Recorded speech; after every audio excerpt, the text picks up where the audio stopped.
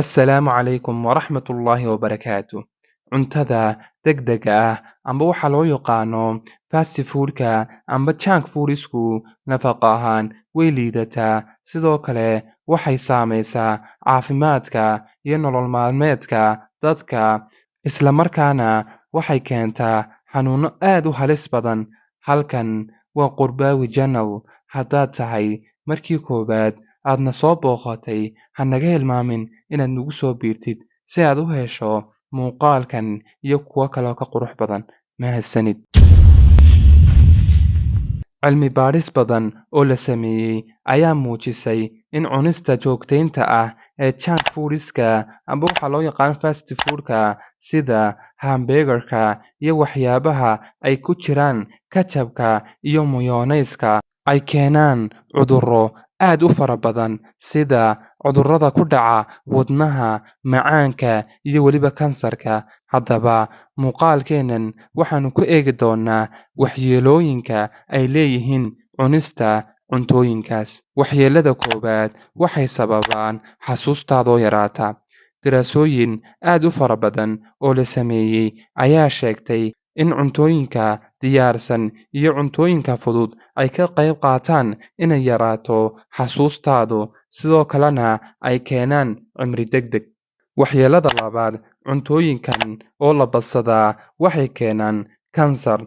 Khubarada caafimaadku waxay tilmaameen in waxyaabaha loo adeegsado cuntooyinka fudud sida ketchup-ka iyo mayonnaise-ku laga qaadi karo kansar. Sidoo kale waxaa ku jira cuntooyinkaas laba maado oo kala ah. Maadada koowaad tert-butyl hydroquinone iyo maadada labaad perfluoroalkali, kuwaas oo khatar ku ah caafimaadka.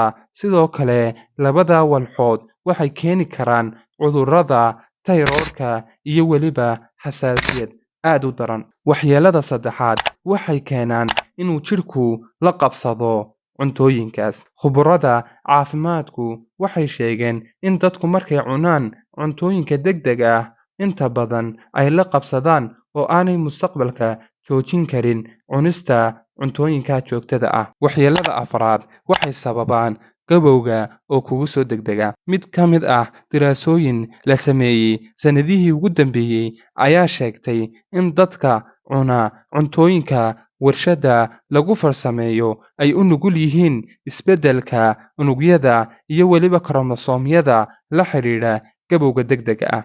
Sidoo kale daraasooyin la sameeyey waxay soo saareen cidda maalintii cunta wax ka badan 3 jeer cuntooyinka degdega ah ama cuntooyinka warshadda lagu farsameeyo ay bilaabaan fursadaha lagu soo saarayo borotiinada loo yaqaan telomeres, kuwaas oo ku yaala cirifyada koromosoomyada, kuwaas oo shaqadoodu ay tahay inay ka ilaaliyaan koromosoomyadu inay hoos u dhacaan. Markasta oo dhererka telomeresku yaraado waa markasta oo qofka bini'aadamku cimri degdegayo.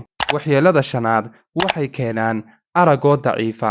Cuntooyinkan degdega ah waxaa laga yaabaa inay dadka cunaa ku keento aragoogoo daciifa xaaladaha qaarkood. Waxayna sheegeen cilmi baadhayaashu qiso wiil 17 jir ahaa oo ka soo jeeday dalka Ingiriiska. Waxayna sheegeen in wiilku muddo sannado ah cunto ka dhigtay cuntooyinka diyaarsan sida baradhada la shiilo iyo cuntooyinka fudud.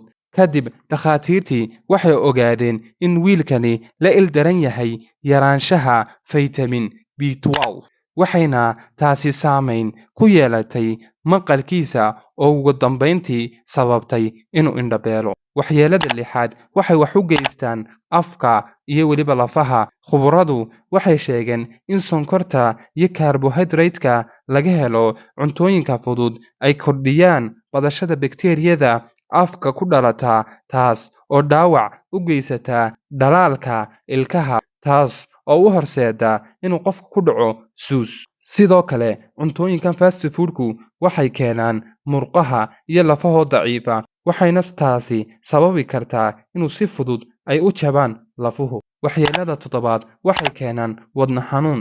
Kani waa mid ka mid ah dhibaatooyinka ugu waaweyn ee waxyeellada leh ee ay keenaan cunista cuntada fudud amba waxa loo yaqaan fast foodku taasoo khatar gelisa wadnaha markasta qofku badsado cuntooyinkaas waa markasta uu khatar ugu jiro wadna xanuun daran xanuunada kale ay keeni karaan cuntooyinkani waxaa ka mid ah cudurrada beerka ku dhaca macaanka iyo kolestaroolka waxaan rajaynayaa inaad wax ka baratay muuqaalkan inta muuqaal kale ku kulmi doono waxaan iga tegayaa ammaano alle wassalaamu calaykum waraxmatullaahi wabarakaatu